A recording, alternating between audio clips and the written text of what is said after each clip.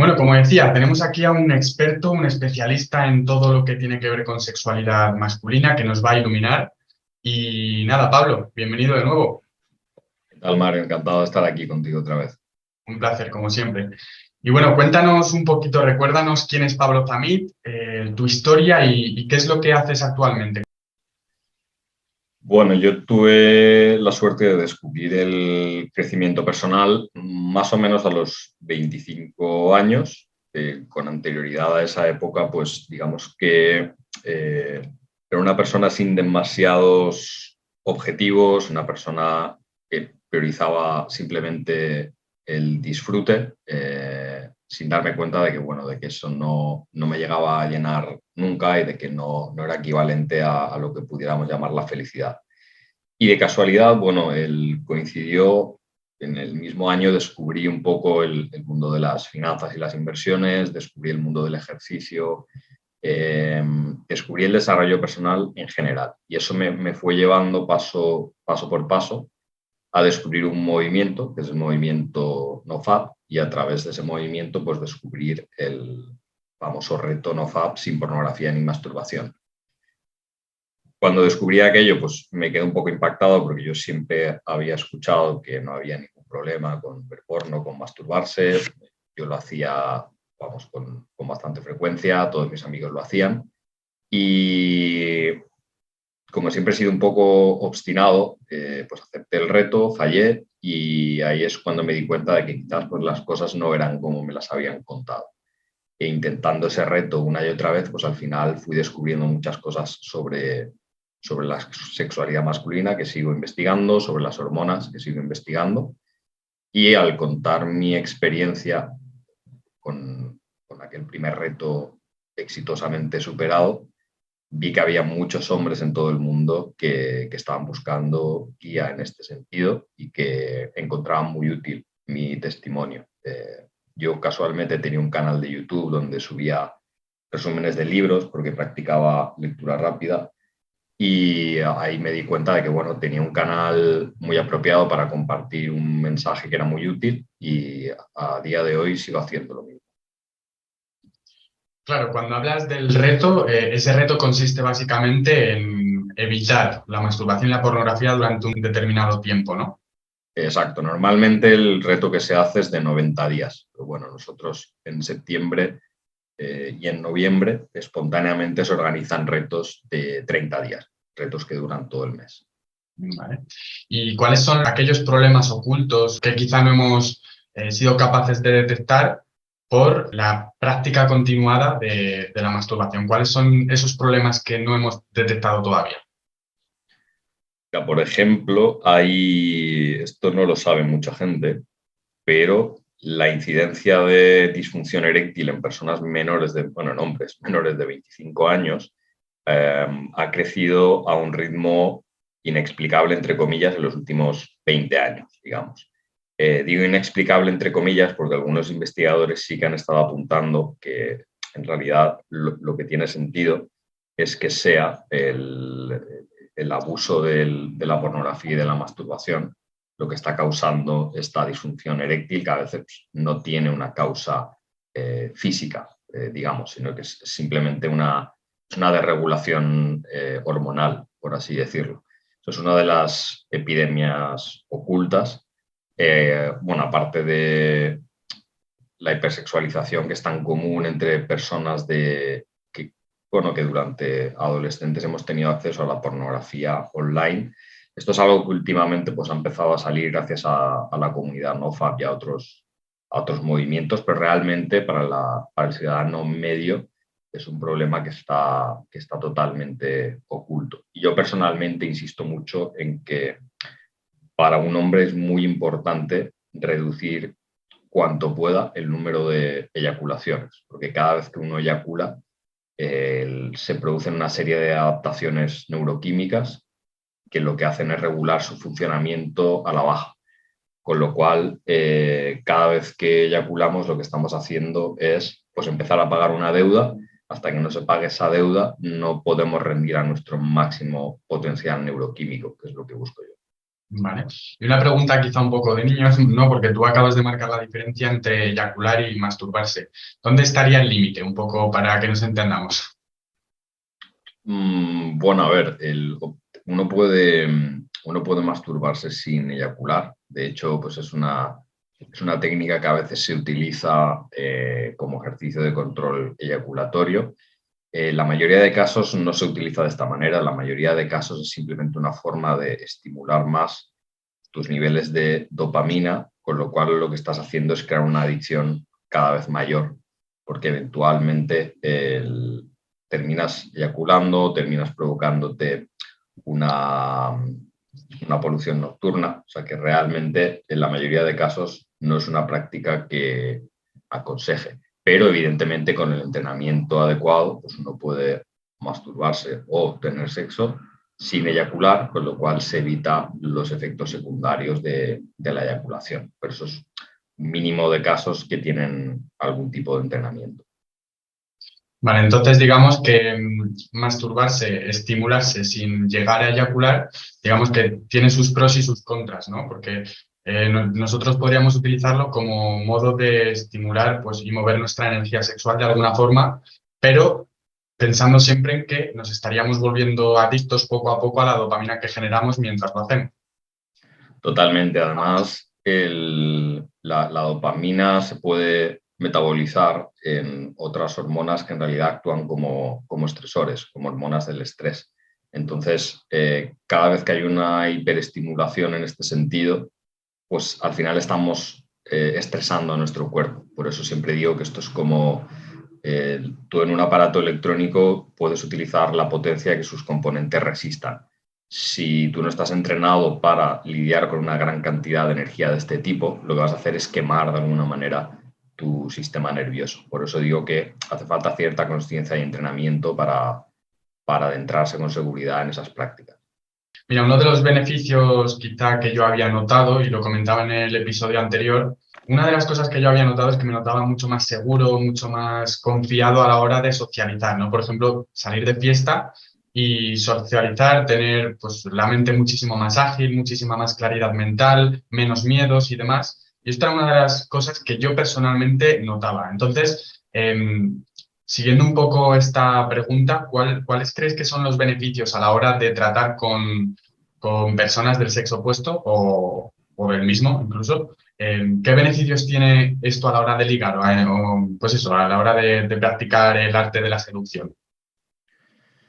Esa es de las preguntas más interesantes que yo también me planteé en su día, porque había muchos testimonios de hombres que hacían este reto y lo que reportaban, y yo lo experimenté también, es que tenían mucha más facilidad para comunicarse con el otro sexo e incluso, bueno, historias de atracción espontánea, incluso mujeres que de repente tomaban la iniciativa con ellos, ¿no? Cuando antes eran hombres que a lo mejor no llamaban la atención.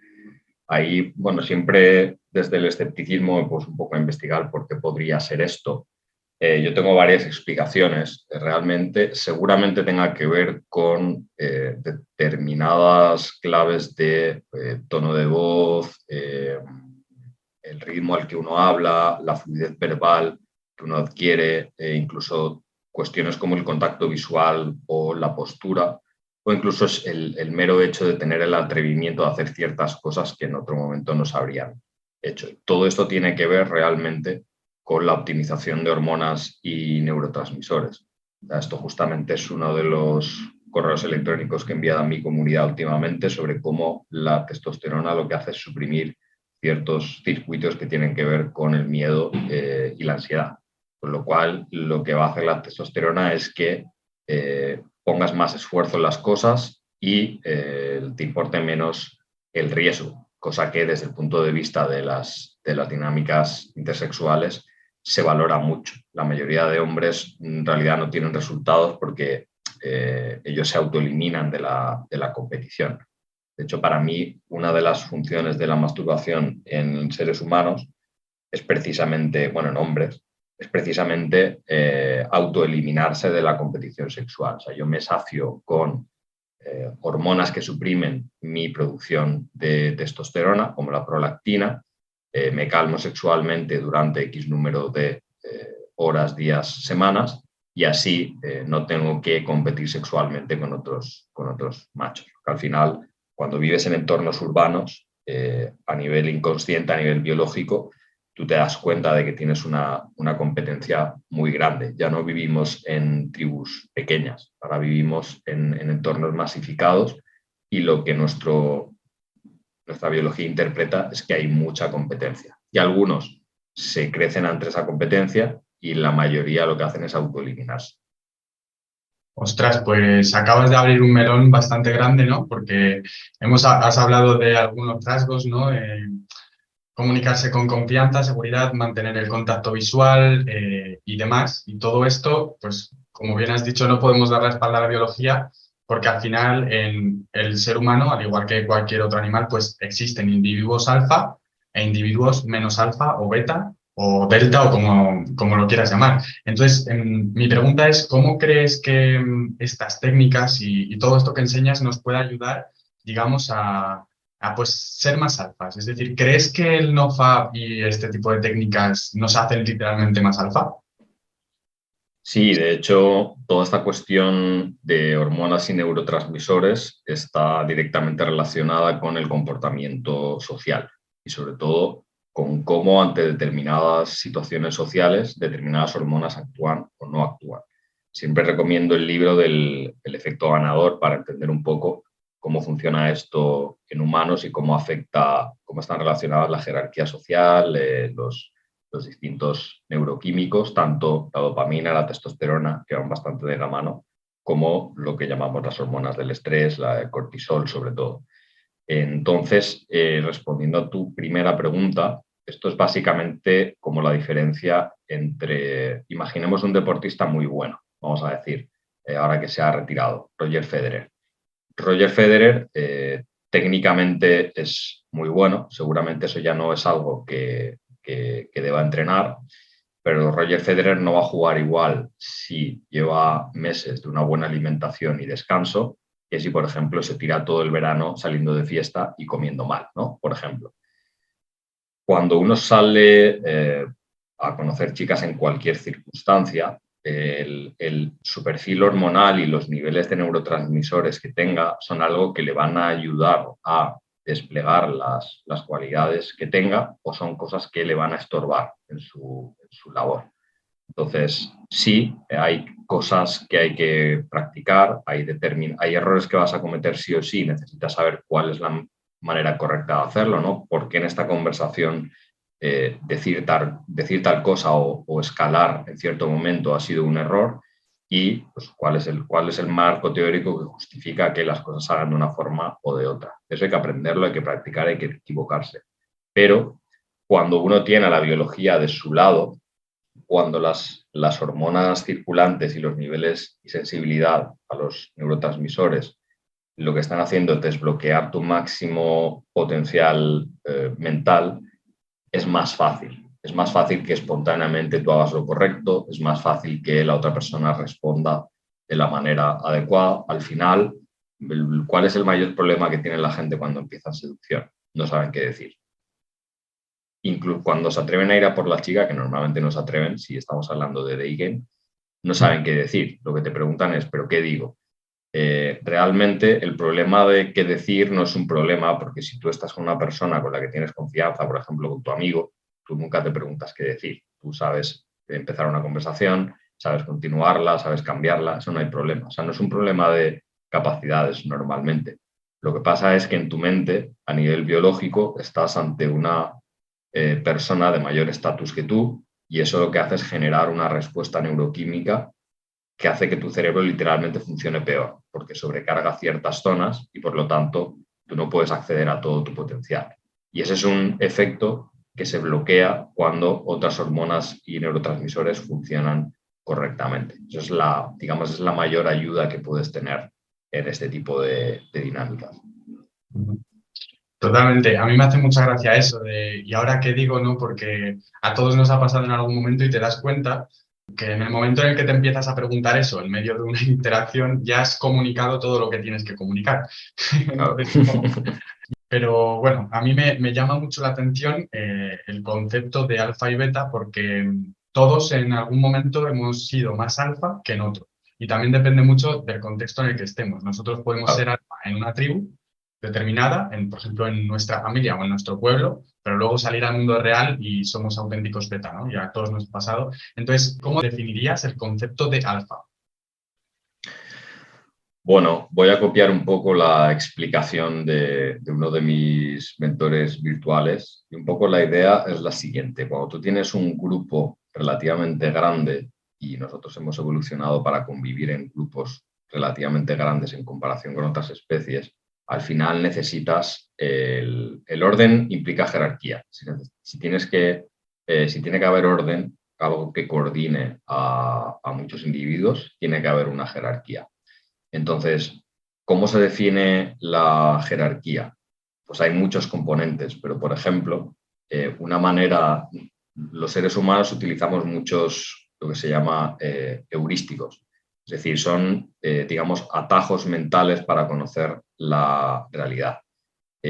A veces por culpa de esta tendencia del ser humano a ahorrarse el pensar lento, tendemos a pensar rápido y lo que hacemos es razonamientos inconscientes del tipo, bueno, si esta persona parece segura de lo que dice, seguramente tenga razón y sepa de lo que habla, ¿no? Entonces, todos estos componentes lo que hacen es que en cualquier situación donde varias personas estén interactuando, inconscientemente todo el mundo tenga que tener claro quién es el líder o quién es a quien hay que seguir en caso de que haga falta seguir a alguien o quién tiene razón o a quién hay que prestar atención, por ejemplo.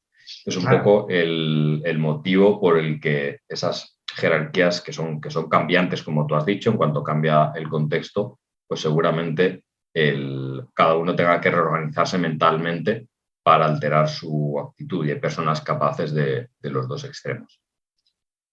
Claro. Entonces, hay un mecanismo evolutivo que es muy curioso, que es el mecanismo de preselección, ¿no? Cuando nosotros pues, vivíamos en la época de las cavernas, por ejemplo, si veíamos a toda nuestra tribu comiendo del mismo animal, precisamente para ahorrar energía y no desperdiciarla en tener que pensar y evaluar la situación, si veíamos a toda la tribu comiendo el mismo animal, ese mecanismo de preselección nos permitía ahorrar energía y entonces íbamos a comer, ¿no? Es un poco eso, ¿no? Es decir, el líder, que al final siempre hay un líder emergente en cualquier conjunto social, en cualquier grupo de personas, siempre hay un líder emergente. Digamos que gran parte es lo que decías tú, ¿no? Esa preselección de que inconscientemente todos saben quién es el individuo alfa, ¿no? Y ese individuo alfa, ¿por qué dirías que es? Es decir, ¿qué es entonces ese concepto de alfa? ¿Es un estado mental? ¿Tiene su componente físico? Y algo también de lo que te quería preguntar antes que se me ha pasado, las feromonas. ¿Eso existe? Es decir, Ah, nosotros hay un intercambio químico. muy bueno lo de las feromonas, es verdad que se me ha pasado a mí también. A ver, hasta si uno busca superficialmente, y luego comento el tema de si la cualidad alfa es algo interno, externo, qué consiste exactamente, etc. El, el tema de las feromonas es interesante porque si uno investiga superficialmente, incluso si pregunta a pues, alguien que haya estudiado medicina o algo parecido, normalmente lo que uno encuentra es que eso en humanos no actúa. Pero luego cuando uno profundiza un poco más, aunque técnicamente quizá no deberíamos llamarlo feromona, aunque a nivel etimológico la diferencia entre una hormona y una feromona es que la feromona actúa desde un individuo a otro, ¿no? La hormona actúa dentro del individuo. Entonces, etimológicamente sí que son feromonas. Técnicamente algunas personas dicen que no son feromonas porque el órgano vestigial que se encargaba de percibir eso en humanos parece ser que está inactivo, pero hay muchos experimentos donde por ejemplo, las mujeres reaccionan de forma distinta, con un patrón muy claro, al olor del sudor de determinados hombres. Cuando mides sus niveles de hormonas y la reacción de las mujeres a su olor, te das cuenta, y esto hay muchos estudios. Cualquiera que tenga la mínima capacidad de exploración en este mundo de la literatura científica puede encontrar una revisión bastante exhaustiva de un montón de ejemplos de este tipo.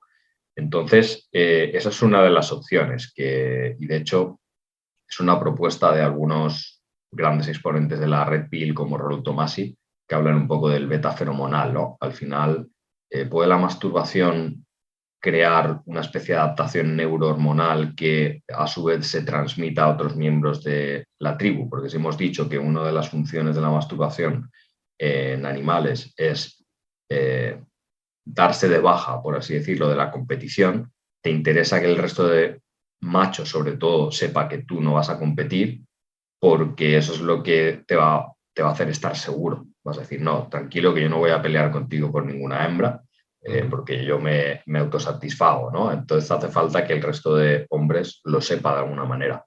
¿Puede ser a través de feromonas? Puede ser. ¿Puede ser a través de tu comportamiento social? También puede ser. Obviamente esto nadie se ha parado meticulosamente a ponerlo a prueba en un laboratorio porque sería absurdo, pero para mí sí que hay indicios para pensar algo así. Y luego, el tema de si el estado mental alfa o el ser alfa es algo que surja de dentro o de fuera, yo creo que puede ser bidireccional. Es decir, tú puedes, mediante ciertas claves contextuales, puedes hacer que una persona que claramente por su comportamiento general, digamos que es un beta, desarrolle rasgos alfa. Es decir, si el ambiente, de algún modo, si tú notas claves en el ambiente, en cómo te tratan los demás, que te dicen que en ese momento eres la referencia, de repente tu comportamiento alfa se va a desbloquear, por así decirlo. Pero a la vez, la forma en que tú te autopercibas hace mucho e incluso en situaciones donde, de algún modo, por lo que sea, te pueden intentar tratar como a un beta o pues, pueda intentar humillarte o alguien te esté ignorando o lo que sea, si tu creencia interior es más fuerte, al final vas a imponer ese marco sobre la situación. Entonces es algo a trabajar en los dos sentidos. Al final es la clásica distinción dentro de la seducción entre el juego interior y el juego exterior. Una cosa es todo el conjunto de técnicas, tácticas, estrategias que tú puedes aplicar sobre la otra persona, pero otra es el marco y la creencia desde el que todo eso surge, que esto es algo para trabajar día a día independientemente de que estés interactuando o no. Totalmente, totalmente. Y esto es algo que hablo en mis formaciones cuando tratamos la autoestima, porque una de las patas de la autoestima es el autoconcepto, el cómo te percibes tú a ti mismo. Y el autoestima, digamos que se refuerza la clave de la que nadie habla y que en cuanto la pones en práctica te das cuenta es que el logro constante, el saber que cada día estás consiguiendo algo y estás progresando en una dirección, eso construye autoestima. Entonces, esto es, extrapolándolo con lo que nos acabas de comentar, podríamos decir perfectamente que hacer la cama por las mañanas construye, o sea, te hace más alfa. ¿Por qué? Porque hacer la cama por las mañanas hace que tengas esa sensación de logro constante. Esto, digamos, expande tu autopercepción, tu autoconcepto, el cómo te percibes a ti mismo, porque te empiezas a percibir capaz de empezar una cosa y terminarla. Y esto, como decías, de dentro hacia afuera, pues al final va a acabar haciéndote que te sientas con más confianza, que te sientas pues mucho más seguro de ti mismo y al final es lo que proyectas en un entorno. Entonces, me hace mucha gracia porque hacer la cama todos los días te hace más alfa. Es muy, es Buen muy titular. como del punto A al punto B. Y bueno, algo de lo que te quiero preguntar también, porque hay algo que, jolín, sinceramente me ha parecido un poco triste, ¿no? Cuando has hablado de que el individuo beta que se autosatisface se retira de la competición. Eso para mí es muy triste, ¿no? Entonces, yo ahora me ha venido un flash a la cabeza y me ha hecho pensar que, por ejemplo, cuando tú estás viendo porno, eres como ese individuo beta que está literalmente, pues como si fuera una cámara oculta y viendo como otro individuo de su tribu está pues con la hembra, ¿no? Con la que se aparea. Entonces, me ha venido una visión un poco triste. Entonces, yo te quiero preguntar, ese comportamiento beta, esa masturbación constante y continuada, creo que lo has comentado antes, también nos hace quizá desarrollar atributos como la eyaculación precoz, ¿no? Sí, es una de las potenciales, es una de las posibles causas porque al final estás creando un condicionamiento donde imagínate que nadie se masturbe y que la única manera de aprender ese control eyaculatorio fuera teniendo sexo. Bueno, al final uno tendría que regularlo en consonancia con lo que sienta su pareja sexual. Pero cuando no hay otra persona que satisfacer más que a ti mismo, en realidad lo que la mayoría de hombres acaba haciendo es terminar lo más rápido posible. Y con ese condicionamiento, al final lo que logras es pues, condicionarte para eyacular lo más rápido posible, que es bastante común, es una disfunción sexual de las más comunes que hay y es una de las posibles consecuencias. Vale, ¿y cómo podríamos pasar, digamos, de este problema a, pues, por ejemplo, durar toda la noche o llegar a ser incluso multiorgásmicos? Bueno, al final se trata de tener en cuenta todos los elementos que controlan la eyaculación. Al final, esto requiere una especie de equilibrio entre la rama simpática del sistema nervioso y la rama parasimpática. Tú necesitas la activación de una para mantener la excitación, necesitas la activación de otra para los procesos de emisión y eyaculación y necesitas un equilibrio para mantener eso todo el tiempo que tú quieras, tener cierto control. Y al final, ¿qué mecanismos tenemos para manejar el sistema nervioso de esa manera? Bueno, para empezar, hay mecanismos exógenos, es decir, ciertas drogas, medicamentos o suplementos, dependiendo de hasta dónde quiera llegar cada uno. Hoy en día lo más común es que lo que se recetan son inhibidores ¿cómo se llama? Inhibidores selectivos de la recaptación de serotonina, me parece, que es lo que comúnmente se llama antidepresivos, aunque realmente es una de la familia de antidepresivos o una de la generación de antidepresivos. Perdona que te Normalmente, corto. sí. Quédate con la idea que quieres comentar porque quería hacer un inciso y es que hace poco leí que se hizo un experimento en ratas utilizando, creo que esa sustancia, hace muchos años, y que bloqueaba la liberación de dopamina. Entonces se observó que las ratas literalmente, eh, si por ejemplo tienen X días de vida, a la mitad de su vida, habían decidido que ya no querían vivir, ni comían, ni dormían, ni nada, y acababan muriéndose. Sí, No de sé. hecho, en ciertos países este tipo de medicamentos están prohibidos. Si no me equivoco, en Alemania, cuando se propusieron las patentes o se propuso que se empezasen a utilizar estos medicamentos para tratar la depresión, en Alemania hubo un médico que lideró, digamos, el comité para decidir si se aprobaba o no y dijeron, no lo vamos a aprobar porque, según nuestros informes, hay más gente con depresión que se termina suicidando cuando toma estos medicamentos que cuando no los toma. Entonces, no compensa. Últimamente se ha hecho famoso un artículo donde se habla de que la conexión de la depresión con los niveles de serotonina es algo que no está fundamentado, con lo cual teóricamente esos inhibidores no deberían funcionar. El mecanismo exacto por el que funciona o no funciona, en realidad la gente no lo sabe muy bien, simplemente se ha convertido en práctica común recetarlos para prácticamente todo y de hecho, bueno, como digo, es muy probable que si uno va a su urólogo y le dice que tiene eyaculación precoz y cumple qué requisito, pues que le den uno de estos medicamentos con efectos secundarios potenciales que para mí no valen la pena y de hecho por eso nosotros sí que hemos recomendado suplementos a veces, pero suplementos naturales, nunca nos metemos ahí. Pero nosotros insistimos mucho en elementos de control, digamos, endógenos. ¿Cómo se puede controlar el sistema nervioso? Pues principalmente a través del dominio de los músculos del suelo pélvico, el dominio de la respiración y la circulación de la energía. Energía entendida como lo que se entiende dentro de medicina tradicional china, el chi. Que no es la energía en términos calóricos como lo entendemos nosotros, sino simplemente, se dice que ahí donde llevas tu atención, pues ahí va tu energía, ¿no? Es un concepto que a veces cuesta de entender, pero lo que nos interesa es que la gente lo experimente. y a través de ciertas técnicas de control del suelo pélvico, de la respiración y de la movilización de la energía, lo que se trata es de tener un control sobre esas ramas del sistema nervioso.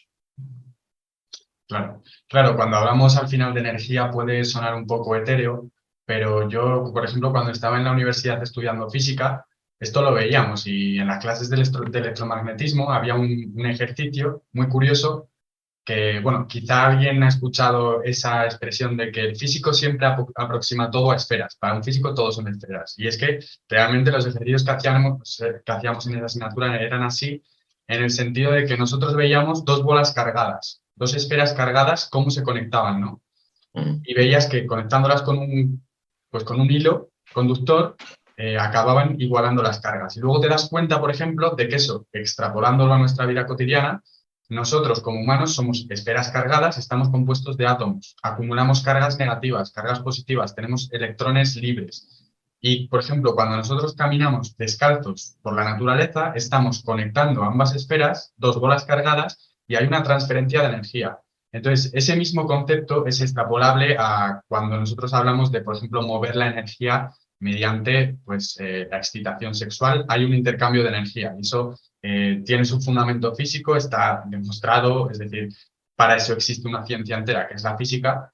Y por tanto, esto lo digo simplemente para que no suene tan etéreo, es decir, hay un fundamento físico cuando hablamos de, por ejemplo, amor, energía y sexo. Hay intercambios físicos, intercambios químicos y de todo esto, ¿no? Y Entonces, efectivamente, al final, te pongo un ejemplo, perdona que te interrumpa, un ejemplo muy ilustrativo. Nosotros hicimos un retiro aquí en el norte de España este verano y una de las personas que vino era capaz de hacer que se le erizasen los pelos del antebrazo a voluntad. Es decir, en un par de segundos él podía hacer que tuviese los pelos de punta del antebrazo. ¿Por qué? Porque dominaba todas estas cuestiones y sabía redirigir su energía. Es tan sencillo como eso. ostras, qué bueno. Vale, y te quiero preguntar algo porque, bueno, siempre está esto de quizás sexo sí, pero masturbación no, en el sentido de que ante la posibilidad, pues es mejor el sexo, ¿no? Entonces, mi pregunta es, a nivel neuroquímico, ¿qué diferencias hay entre eyacular habiendo previamente una conexión emocional y eyacular no habiéndola? Esto obviamente puede variar de persona en persona, pero en términos generales podemos decir que, por lo que hemos visto, la masturbación, o sea, la estimulación en solitario, genera una respuesta de estrés mayor que la relación en pareja. Y esto puede estar relacionado con el hecho de que cuando hay una conexión física y emocional con otra persona, se activa una hormona que es la oxitocina, que durante la masturbación o no se activa o se activa en términos muy inferiores, porque está principalmente regulada por mecanorreceptores de la piel que son capaces de distinguir el autotacto con el contacto de otra persona, incluso de distintas partes del cuerpo. Con lo cual, esa hormona a su vez regula la respuesta del estrés. Al final hay que pensar que el sexo es un estresor, porque es una de las cosas más, digamos, importantes para nuestra biología. Es como el ayuno. El ayuno es un estresor. Si no comes te vas a estresar porque tu cuerpo va a sacar energía donde pueda para que tú puedas cazar y comer. Con la sexualidad es lo mismo. Si tú ves a una hembra fértil atractiva, te vas a estresar porque es algo importante. Necesitas esa energía de gran potencia que son las hormonas del estrés. Entonces, el sexo con una persona, si además hay previamente una conexión emocional, pues más todavía, lo que hace es crear, yo lo llamo recetas neuroquímicas distintas. Los niveles de ciertas hormonas y neurotransmisores cuando uno se masturba y cuando uno tiene sexo varían por este motivo principalmente. Joder. Muy bien, y claro, cuando uno llega ya a un punto, a cierto punto en su sexualidad, en su autoconocimiento y demás, uno empieza a preguntarse cosas quizá que van un poco más allá de lo terrenal, ¿no? Del contacto físico, de la eyaculación y todo más. Entonces, me refiero a qué pinceladas nos podrías dar acerca de entender el sexo desde un punto de vista espiritual. Bueno, al final podríamos empezar por el componente creativo que originalmente tiene la sexualidad. Es decir, al final la sexualidad existe porque hace falta que dos complementarios se atraigan y den lugar a uno nuevo completo, ¿no? El, lo más parecido a la divinidad que existe es la maternidad, o sea, la capacidad de crear una vida nueva dentro de ti. De hecho, cuando no se había creado una conexión entre el sexo y la gestación, porque antes no había manera de saber que una chica se quedaba embarazada porque tenía sexo. Eso es algo que se descubrió seguramente viendo, una vez se domesticaron los animales, ya se sacó esa conclusión, pero cuando tú ves mitología de culturas que no han descubierto esto porque no han domesticado animales, pues te das cuenta de que, no sé, algunos piensan que si una chica joven se sienta debajo de no sé qué árbol, cuando hay luna llena se queda embarazada, ¿no? La gente, en realidad, la conexión que hoy en día tenemos tan clara por el conocimiento científico y la cultura, en realidad no está tan clara.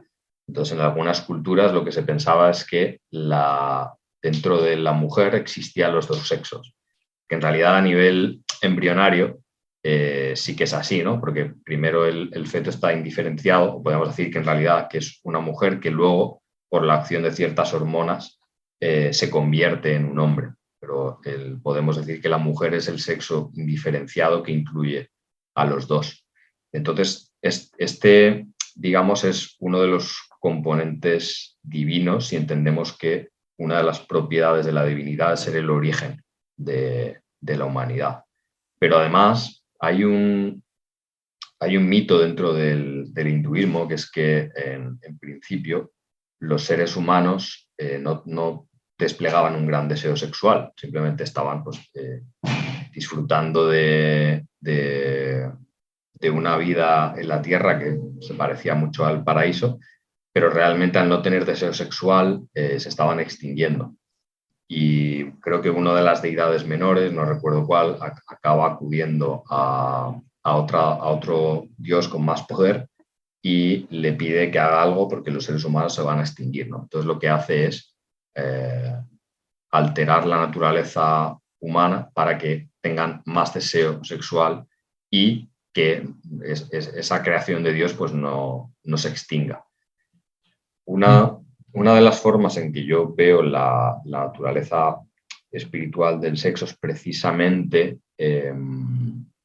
la capacidad de dominar ese impulso que la biología, o sea, que una cosa más grande de nosotros tiene, que es ese deseo sexual, hacerlo una especie de trampa, ¿no? y evitar el paso final, que sería el de la eyaculación, que al final es la extinción del deseo sexual. Nosotros intentamos evitar ese último paso, que en realidad lo que vamos a conseguir es que esa fuerza trascendental que se puede identificar con la biología o con la divinidad, con lo que uno quiera, siga irradiando dentro de nosotros, que sea algo constante.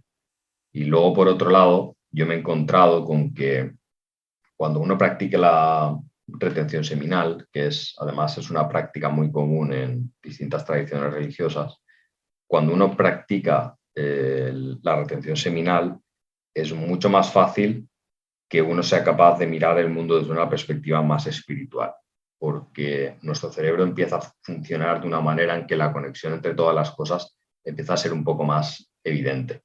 Pero esto obviamente pues esto hay que vivirlo. Uh-huh. Claro, mira, a mí también me gustaría exponer un poco mi punto de vista porque ligando un poco con lo que hablaba antes del tema de la física, si nos remitimos a los principios atómicos, vemos que un átomo está compuesto por carga positiva en el medio y carga negativa, que no son posibles la una sin la otra, es decir, tienen que estar unidas. Entonces, podemos ver, hay una de las leyes espirituales que es sabiduría milenaria. Esto significa que ha sobrevivido al paso del tiempo, que es una ley que siempre se ha cumplido y se cumplirá, que es la ley de correspondencia, que es la que nos dice que como es arriba es abajo, como es adentro es afuera, no hay luz sin oscuridad. al final esto también en el desarrollo personal es como tú te percibes a ti mismo, así te percibirán. Es decir, digamos que esto tiene sus diferentes aplicaciones. Entonces, si esto lo llevamos al tema de la sexualidad y un poco a esto de los géneros y demás, yo veo como que tenemos por una parte la energía sexual masculina, la energía sexual femenina, son dos polos que se atraen o se deben atraer y yo creo que, y esto ya es opinión personal, que estamos viviendo diferentes circunstancias en la sociedad de hoy que hacen que esos polos, digamos, se despolaricen. Es decir, en el sentido de que podemos ver algún movimiento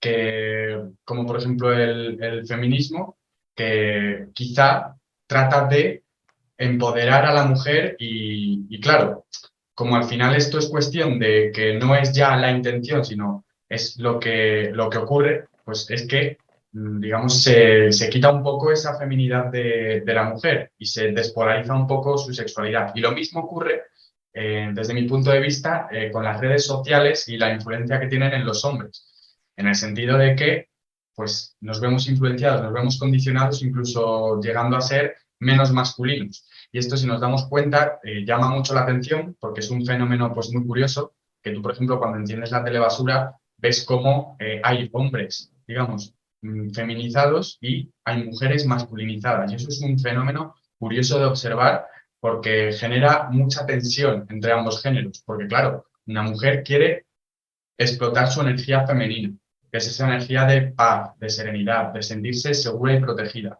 Mientras que el hombre quiere explotar pues su energía masculina, que es energía de acción, es energía de conseguir, energía de... no sé si me explico. Entonces, como que se genera una tensión muy curiosa. Y esto, como digo, es mi opinión, mi punto de vista. Y no sé qué opinas tú acerca de cómo puede influir este tipo de movimientos en la cultura sexual.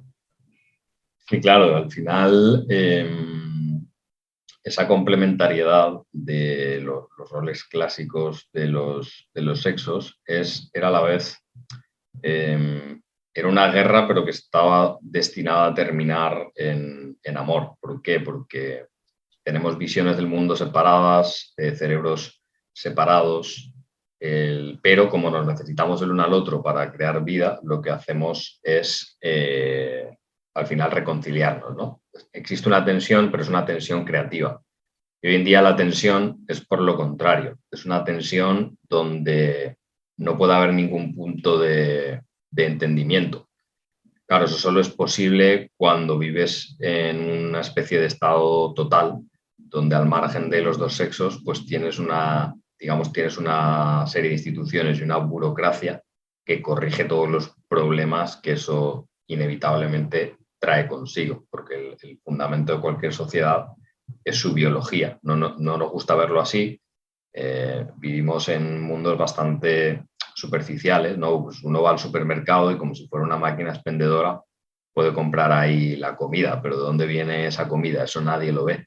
Cuando tuvimos todo este problema con el transporte y con el mundo del campo, empezando por cuando todavía estábamos en plena pandemia, la gente no entendía la gravedad del asunto y fue un momento de visibilización de esos sectores, pero en realidad la mayoría de gente, como vive en ciudades, no tiene en cuenta de dónde viene la comida.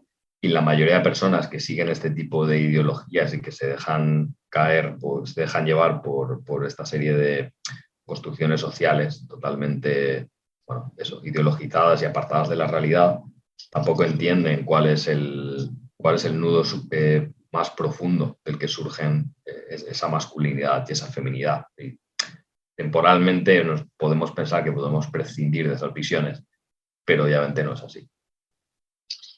Y a mí me da la impresión, no sé a ti, de que esta tensión, esta mala tensión, se produce precisamente por lo que comentabas, que pues el hecho de que quizá una mujer no pueda conectar con su feminidad y un hombre con su masculinidad, pues genera ese conflicto. Entonces, quiero poner un ejemplo que es súper simple y que nos puede dar a modo orientativo una explicación, porque cuando entiendes esto, entiendes muchas cosas que te han ocurrido en tu pasado y demás. Lo digo porque la mayoría de mi audiencia es público masculino. Entonces, quizá te has encontrado con tu pareja en algún momento que se ha pillado un berrinche y no sabes por qué. Y esto a mí me pasó y lo que me pasó fue que yo estaba pues con mi pareja de aquel entonces, íbamos a coger un tren y yo como que, o sea, al revés, íbamos a bajarnos de un tren y yo me pasé de parada, ¿no? Porque íbamos hablando y yo me pasé de parada, entonces se pilló un berrinche. ¿Qué ocurre? Que ahí te das cuenta de que es el hombre, digamos, el que tiene que explotar sus cualidades masculinas en cuanto a liderazgo. ¿Por qué? Para que ella se pueda sentir segura y protegida. Entonces, el hecho de que tú no hayas tenido esa iniciativa de liderazgo y tal, pues hace que surja ese conflicto y ese berrinche. Pues esto, si lo extrapolamos a nivel macro, pues podemos ver, digamos, cómo estas revueltas de esta rebelión de la mujer por la mujer y viceversa. Es decir, y en el polo opuesto también. El hombre como no sabe qué hacer. Es decir, si observas, como que no sabemos qué hacer, no sabemos muy bien por dónde nos vienen los tiros. No sé si Claro, me explico. sí, sí, sí. Al final hay muchas cosas que principalmente el Estado hace por nosotros. Entonces, por eso es tan interesante encontrar áreas donde el hombre pueda tener esa iniciativa y hacer desplegar ese liderazgo, como pues, los deportes, el emprendimiento. Al final eso es algo que casa mucho con lo que es nuclear a la masculinidad clásica, si se quiere.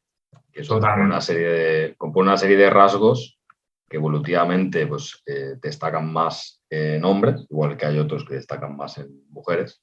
Y claro, un hombre que no explote eso, pues se va a sentir perdido generalmente. Totalmente. Hay una frase que la comentaba Tony Robbins y habla de que tiempos fáciles crean hombres débiles crean tiempos difíciles crean hombres fuertes y hombres fuertes crean tiempos fáciles. Entonces, esto significa que, por ejemplo, nuestros abuelos tuvieron esa fortaleza, es decir, fueron hombres fuertes como para hacer que hoy, a día de hoy, casi ni nos preocupe el hecho de alimentarnos. Tenemos todas las necesidades primarias cubiertas. Entonces, podríamos decir, y yo me aventuro a decirlo, que la sociedad de hoy, sobre todo la generación Z, los nacidos a partir del 2000, tienen tantas comodidades como para que no tengan la necesidad de explotar en ese liderazgo y esa energía de acción y sacarse las castañas del fuego.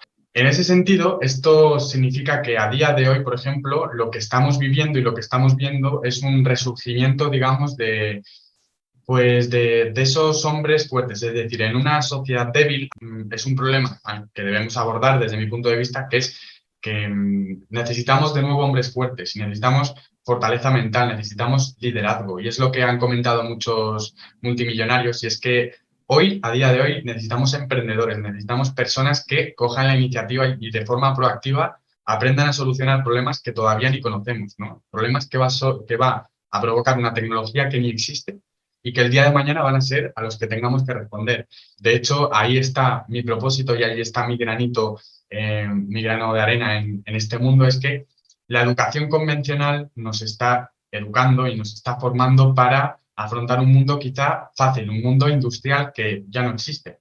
Entonces, como digo, es un fenómeno que si lo ves desde el punto de vista espiritual, estamos viendo la fuerza masculina resurgir, estamos viendo cómo, de nuevo, emprendedores, personas proactivas están renaciendo y están tratando de solucionar problemas del mañana, que quizá tienen que ver más que problemas mundanos como producir, fábricas y demás, porque eso ya lo va a hacer la inteligencia artificial, quizá van a llegar a ser problemas incluso de conciencia, problemas de salud mental, problemas de adaptabilidad, al final es eso, ¿no? Entonces, no sé, a mí esto pues me parece muy curioso y da incluso para varios episodios. Sí, totalmente, totalmente. Y quizás haya un tercero.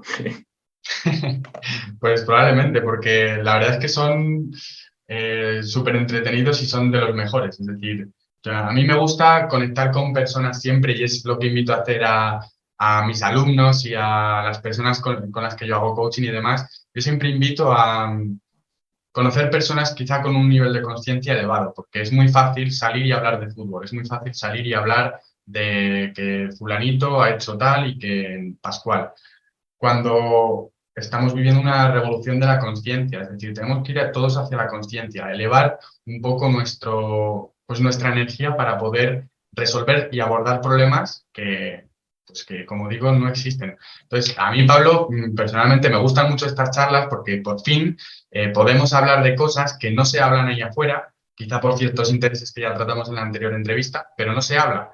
Y a mí me parece fundamental que tengamos la oportunidad de hablar de hombre a hombre. Oye, ¿qué está pasando? ¿Qué podemos hacer al respecto, no? Y a ti, espectador, si has llegado hasta aquí, te doy la enhorabuena porque eso significa que eres una persona realmente que tiene esa iniciativa y que estás interesado por mejorar y demás. Así que, Jolín, enhorabuena y te invito a que si quieres ponerte en contacto con nosotros, tanto conmigo como con Pablo, puedes seguirnos a través de redes sociales, puedes comentarnos qué temáticas te gustaría que abordáramos y, por supuesto, hacernos cualquier pregunta. Pablo, ¿cómo podría encontrarte la audiencia? ¿Cómo podrían seguir en contacto contigo? Bueno, principalmente estoy activo en mi canal de YouTube, Pablo Zamit. También tengo una cuenta de Instagram, aunque esa la utilizo con menos frecuencia. Lo más probable es que no conteste por ahí porque cada vez estoy más retirado dedicándome exclusivamente a las formaciones y a los cursos que tengo. Y espero que cuando escuchéis esto ya esté en marcha la reforma de mi página web, donde tendréis pues, información básica sobre todas las cuestiones que he tratado en los últimos años, que es principalmente pues, desarrollo personal para mí. Vale, ¿por dónde podríamos empezar? Es decir, vale, Pablo, ya soy consciente de que quiero abordar este problema y quiero mejorar, tanto personalmente como profesionalmente, pues siguiendo este tipo de prácticas. ¿Por dónde podríamos empezar a trabajar? Bueno, hay dos opciones. Para alguien que lo tenga totalmente claro, yo tengo 3 formaciones relacionadas con energía sexual masculina. Son 3 formaciones que constituyen como 3 niveles distintos de conciencia sexual. Entonces, si alguien quiere ir de la A a la Z, hay un descuento muy interesante para quienes acceden a las 3 formaciones a la vez, porque al final es el tipo de cliente que yo quiero. No me interesa tanto un cliente que no es capaz de ver la perspectiva global de todo esto. Y para quien quiera simplemente pues, curiosear un poco más, pues recomiendo mi reciente libro Arte y Ciencia de la Retención Seminal, que si no lo encuentras publicado en Amazon es porque quizá alguna editorial esté valorando publicarlo, pero aún así lo puedes descargar en septiembresinfab.com. Perfectísimo, Pablo. Pues nada, muchísimas gracias por tu tiempo. Ha sido como siempre un placer tratar contigo y que nos ilumines en este ámbito tan importante. Así que te esperamos pronto. Un fuerte abrazo. Encantado. Chao, Mario.